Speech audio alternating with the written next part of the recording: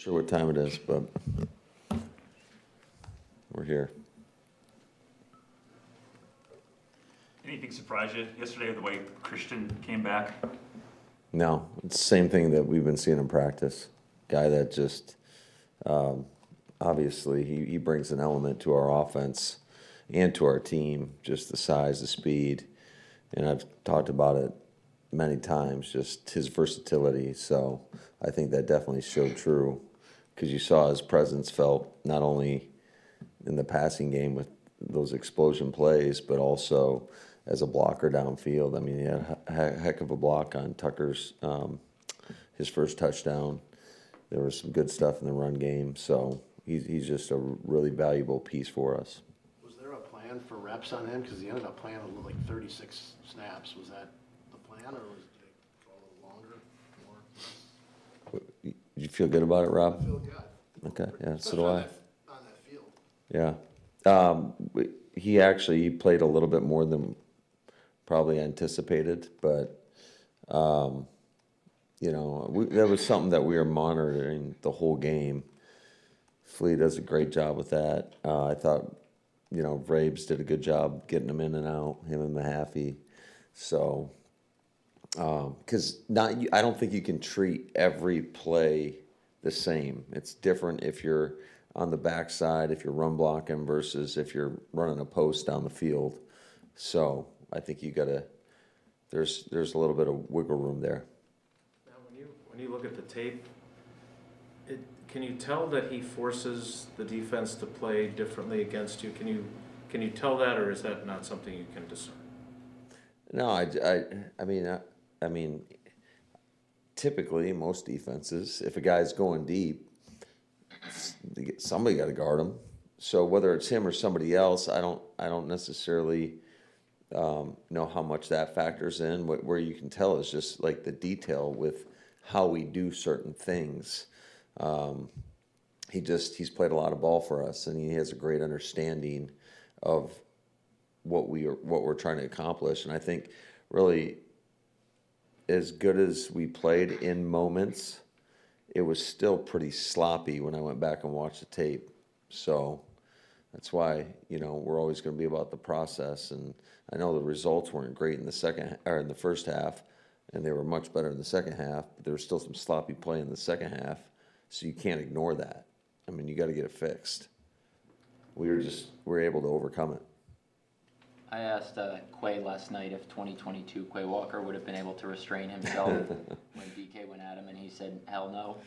Yeah. What sort of growth have you seen from him, not only as a player, but in kind of the guy he is? Oh, yeah. He's wearing a C on his jersey for a reason. He's definitely earned it, and I think just the growth, you've seen him as a player. He's playing at a really high level right now.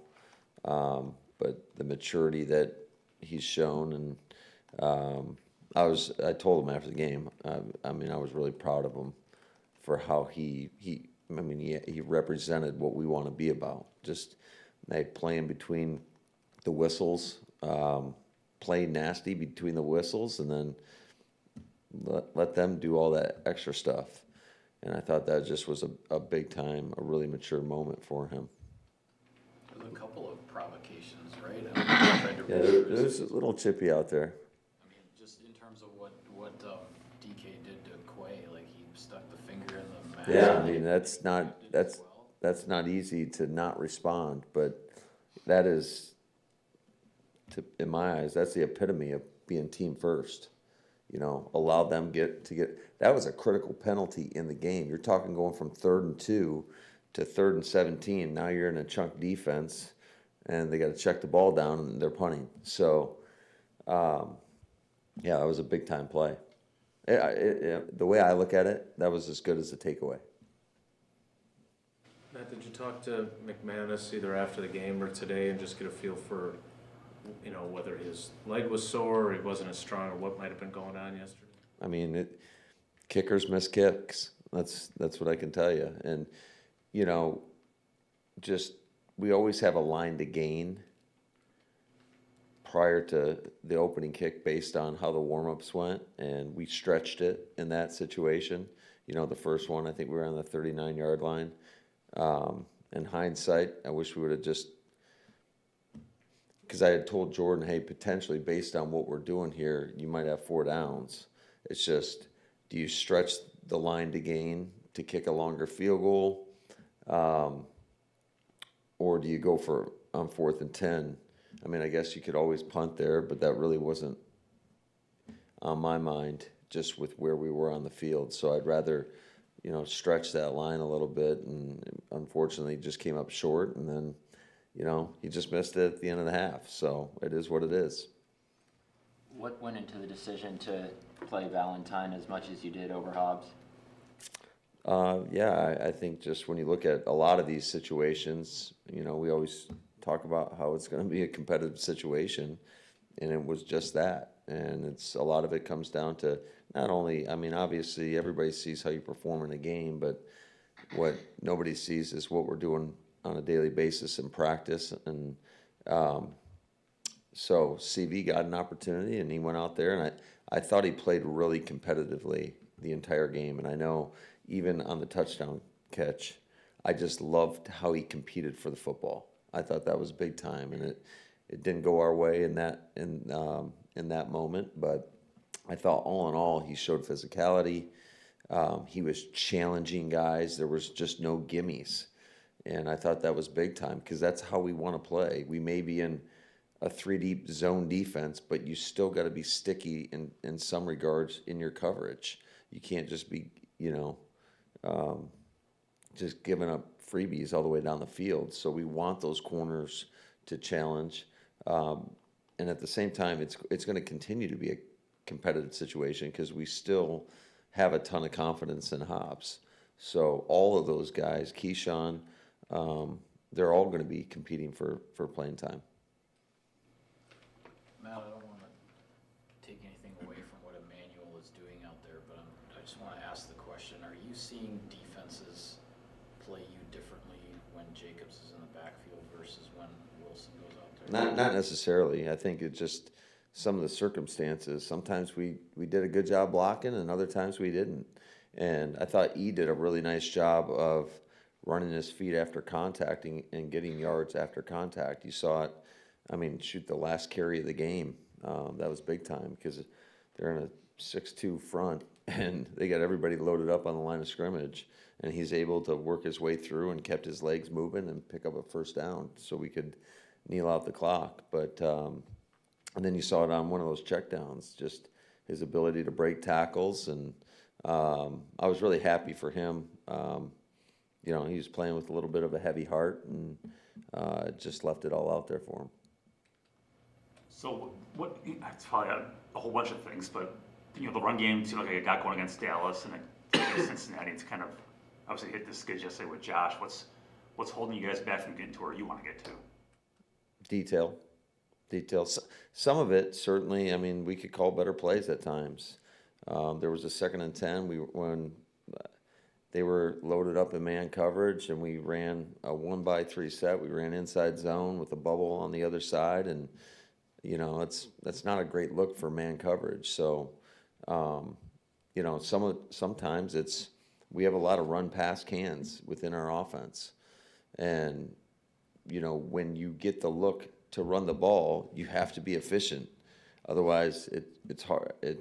You're trying to put yourself in one of the best positions possible, those premier looks, and they just haven't been as effective as they have in the past at times. So, but there was many instances where we're not targeted right, or we don't use the right technique, or we lose a block, and there's nowhere to run. So we've got to sharpen up our details. Like I mentioned, I thought the tape was it just seemed like there was a lot of plays where one guy, it's all it takes is one person not being as effective as they need to be, and the play goes to crap. So collectively, we got to make sure that we get all 11 doing their job and doing it the right way. And I just thought that there was just a lack of detail,